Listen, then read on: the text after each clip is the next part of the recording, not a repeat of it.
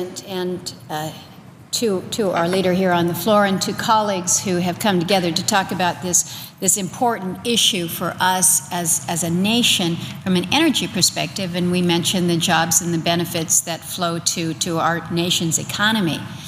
When we talk about the issue of energy independence, there was a time when people would scoff at the notion that as a nation we would ever have a level of independence. And I guess I look at it and say, energy independence to me is a place where we are no longer vulnerable for our energy sources from those who would wish us ill.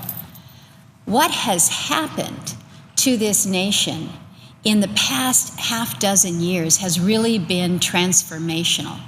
We talk about the shale revolution. We talk about a renaissance. But what this really means to us is that we are truly approaching that point where we are more energy secure, and from a national security perspective, the vulnerability that we once had is greatly lessened because of our own ability to produce our own resources for our people. But it's not just within the continental United States. It's Alaska, as we point out, but it is North America. So we're talking about North American energy independence and what that entails and what that means. And so when we think about where we have come and the fact that next year we will be producing more oil than Saudi Arabia, who would have thought that the United States would be in this perspective? Who would have thought that we would have a conversation about energy abundance rather than energy scarcity? And it hasn't happened because this oil has just suddenly migrated to North America. It's always been there. But it's been our technology, it's been our ingenuity that allows us to access it. But think what we can do when we partner with our friends and neighbors, whether it's Canada to the north or Mexico to the south. And so when we talk about energy independence and energy security, the Keystone XL pipeline is kind of that corridor that helps connect us as two nations. And the benefits that derive to both of us are quite considerable. We're talking about jobs for America, and we should be. But I think we also need to recognize that when we're talking about the Keystone XL pipeline, it's about a trade relationship with our closest neighbor and truly our closest ally, and the benefits that come to both of us because of this relationship. There's a phrase that is used. We say that the United States and Canada are joined at the well. Literally joined at the well. And this is something that the Congressional Research Service actually says. But there are currently 19 cross-border oil pipelines that are already operating between the United States and Canada or Mexico. And this is in addition to all of the dozens of natural gas, the electric transmission lines. These are oil pipelines that are crossing the border with Canada into Montana, into North Dakota, into Michigan, into New York, into Washington, into Vermont. You would think that this Keystone XL was like the first pipeline to ever cross the border from the north to the south. That is some new precedent setting. There are 19 cross-border oil pipelines. Back in 2009, this Obama administration, came to a decision about the Alberta Clipper project. This was yet another pipeline from Canada to the United States.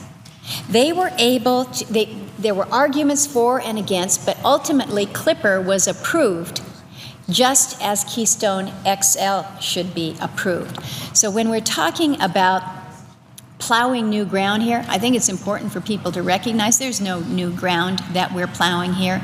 This is just a reticence and a reluctance from an administration to do what I think people across the country believe is the right and the reasonable thing, not only from a jobs perspective, from an economic perspective, but from a energy security perspective as well as a relationship with our closest friend and ally. I know that my colleague from Kentucky had an opportunity to serve with our former colleague here, Senator Ted Kennedy, and I'm not going to ask you, my friend, whether or not you recall the quote, but I think it is important to kind of put in context. We have not, as a nation, always been opposed to importing this crude from Canada. As I mentioned, 19 cross-border agreements in place today.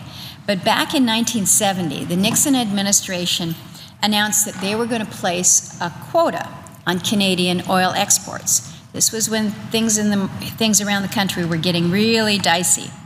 It was Senator Ted Kennedy that led the fight against this. And he said, and this is a quote from a Senate hearing back in March of 1970, Senator Kennedy said, "The reason why Canadian oil has never been restricted in the past is obvious. Canadian oil is as militarily and politically secure as our own, and thus there can be no national security justification for limiting its importation." So not only is this an issue that's been going on for a long time, both sides of the aisle recognize that there is an imperative when you come together with your allies for a resource that we recognize is a benefit to all, creates jobs for all. So I ask my colleague from Kentucky, because you have not only served in this body for considerable years, but you have been through these debates over the decades. And the question is, why is this Keystone XL pipeline being held out to be such a groundbreaking initiative that this president would put a hold on it for 5 years? I would, Mr.